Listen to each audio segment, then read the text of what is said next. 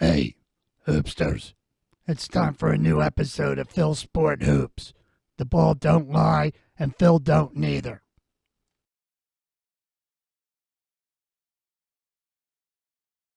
Welcome to Phil Sport Hoops. All the hoops-related news you need in under 3 minutes. It looks like the NBA Final Four is going to be Denver, Boston, New York, and either OKC or Dallas. Who's healthy and who's not really affects the playoffs. Minnesota is banged up with Connaughton missing Game 5, and Towns is obviously injured. It doesn't help Minnesota that way overrated DPOY Defensive Player of the Year Rudy Gobert can't even begin to contain Jokic.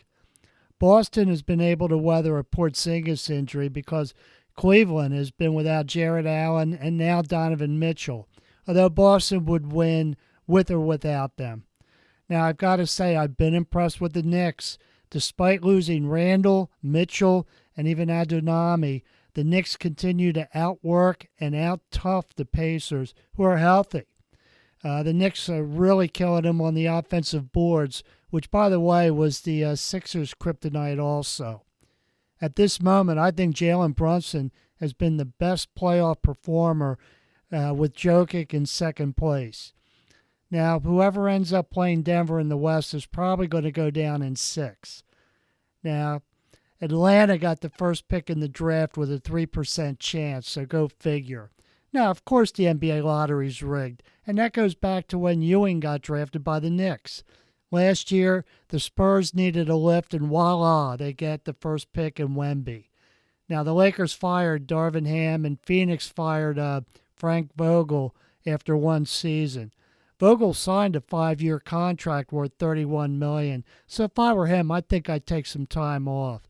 Phoenix is one franchise with their new ownership I believe has worse ownership than the Sixers. Speaking of the Sixers, some Sixer fans are upset that Embiid will be playing in the Olympics this summer. Now, I'm all for it. It's not like Embiid's going to play 30 minutes a game, and I think it would be good for Embiid to be around proven veteran winners. And if he wasn't playing in the Olympics, Embiid would either be out playing anyway or doing something not as constructive. Now, the WNBA update is brought to you by the book Basketball Smarty Pants. Basketball Smarty Pants is endorsed by former 76er coach Brett Brown and available on Amazon. Now, the WNBA opened their season, and I had to watch Caitlin Clark's first game. Well, I'll tell you that Clark had an ugly first half. Caitlin, this isn't college anymore. The defenders covering her were way more athletic and forced her into 5 first-half turnovers. And it looks like every team is going to play her with a chip on their shoulder. Clark adjusted and ended up scoring 20 points, but also had 10 turnovers. Now, there's a reason Indiana got the first pick in the draft. Their front court is soft, so no playoffs for Caitlin this year. Now, on the officiating front, there's already a discussion on the high school level to change the flop rule and its administration. Well, I have a real easy way to deal with it. It's called a no call. A flopper looks like an idiot laying on the floor when there's a no call when he's trying to draw a foul. Now, in the pickup hoops arena, a shout out to Allen, whose 80-year-old plus team finished second place down in Florida. Al ran into Wally Jones, who really old-time Sixer fans remember as being part of the 76er 66-67 championship team. Now, lastly, for you gambling fanatics, a special shout-out to Rich, who had the intuitive foresight to bet on Denver to win the NBA championship, getting 16-1 odds when the Nuggets were down 2-0 to the T-Wolves. Now, that's a heck of a value bet.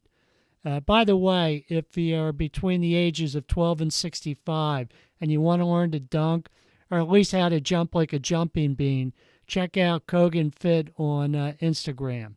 Well, that's it for this week. Now, I can be reached at the Phil Sport Hoops Podcast at gmail.com.